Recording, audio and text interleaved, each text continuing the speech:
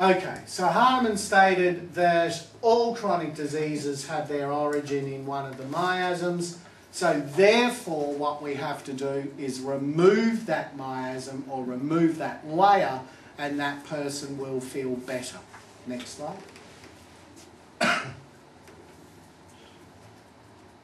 But as we said, this is really a lifestyle issue. And we know this because what we can do is treat somebody for their migraines or their asthma or whatever it may be. Let's just say it's headaches, because that's very common.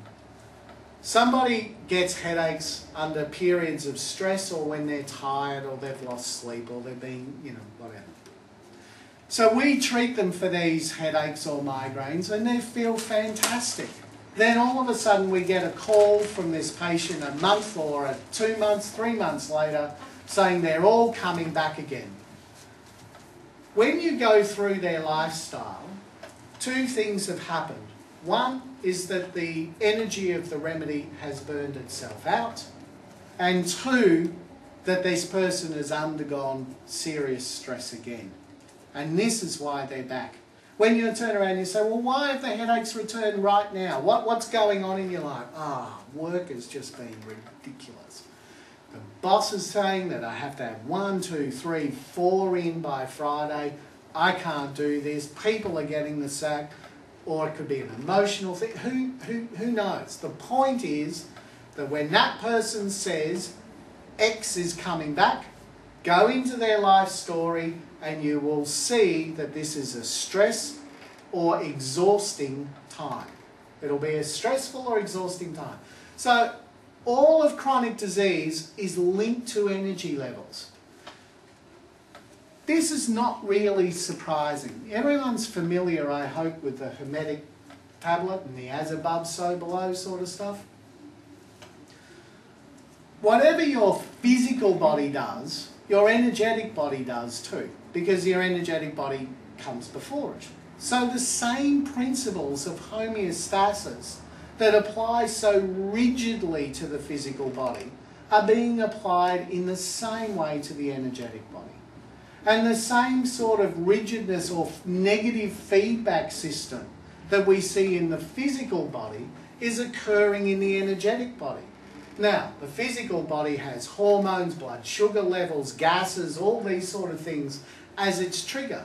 But an energetic body doesn't have that as a trigger. The only thing an energetic body can have as a trigger is energy. And so, like with our blood sugar levels or whatever it is, there are very defined limits.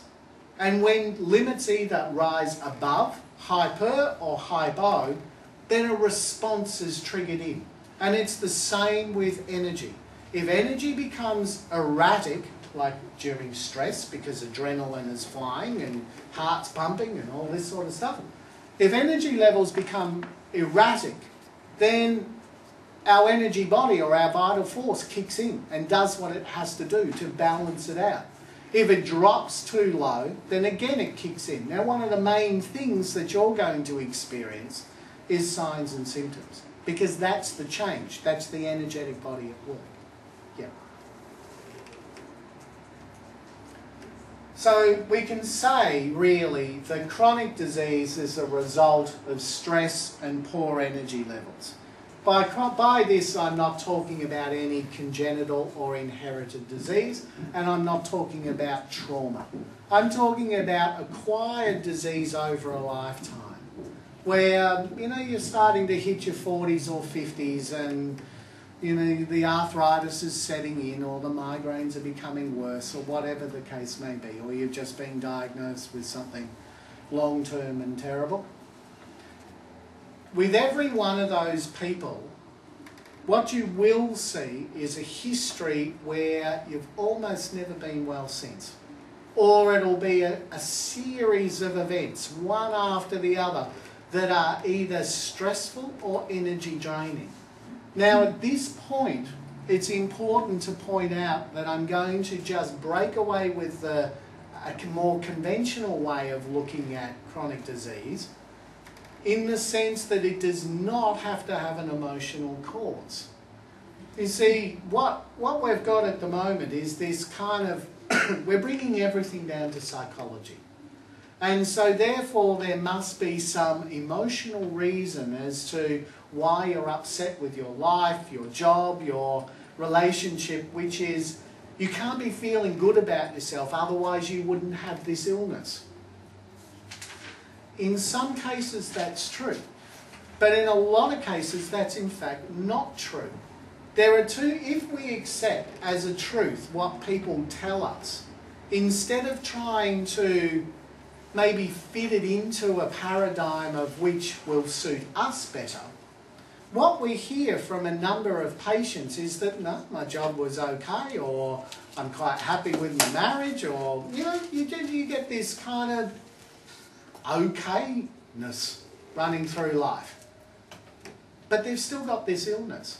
Now, we're either going to say that this person is emotionally stressed or distraught or upset or whatever it may be, but they're just not acknowledging it, or they don't know it, or we have to accept that maybe I'm not as good as I think I am, and maybe there's another reason. Rather than me just diagnosing what's wrong with you, maybe I should just accept what you're telling me as the truth and see if I can work out what's happening after that.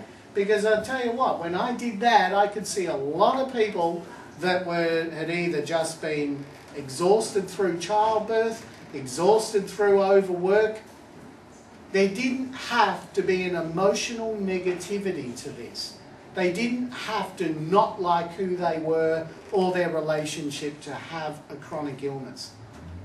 It's not, yes, emotions destroy your personal energy levels. They drain it like crazy, negative emotions. But it doesn't have to come from that. If you look at things, if you look at chronic disease as just being either too far above the homeostatic levels or too far below, you'll find that things begin to make sense. All I'm looking for when someone comes into the clinic and they tell me a story of chronic disease is that I'm just trying to find where were you stressed or where were you drained. That's it.